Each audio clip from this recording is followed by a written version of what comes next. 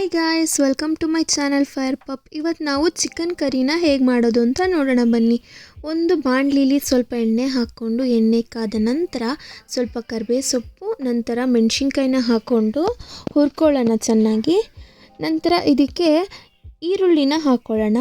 ಈರುಳ್ಳಿನ ಚೆನ್ನಾಗಿ ಮೆತ್ತಗೆ ಬ್ರೌನ್ ಆಗಬೇಕು, ಆ ರೀತಿ ನೀಟಾಗಿ ಹುರ್ಕೊಂಡು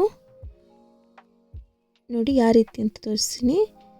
ಈ ರೀತಿಯಾಗಿ ನೀಟಾಗಿ ಆ ಈರುಳ್ಳಿನ ಹುರ್ಕೊಂಡು ಅದಕ್ಕೆ ಇವಾಗ ಚಿಕನ್ ಹಾಕ್ಕೊಳ್ಳೋಣ. ಚಿಕನ್ ಹಾಕ್ಕೊಂಡ್ಮೇಲೆ ಸ್ವಲ್ಪ ಉಪ್ಪು, ಅರಿಶಿನ, ಧನಿಯಾ ಪುಡಿ, ಪೆಪ್ಪರ್ ಹಾಕ್ಕೊಂಡು ಕಲಿಸ್ಕೊಳ್ಳೋಣ.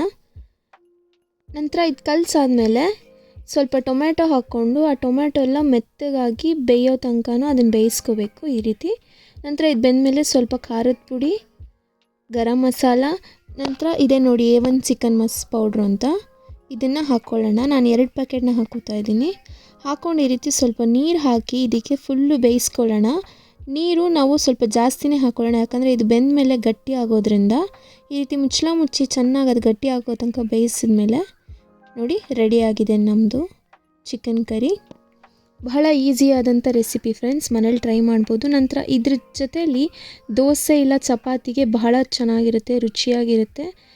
ಟ್ರೈ ಮಾಡಿ ಟೇಸ್ಟ್ ಹೇಗಿದೆ ಅಂತ ಹೇಳಿ. Thank you.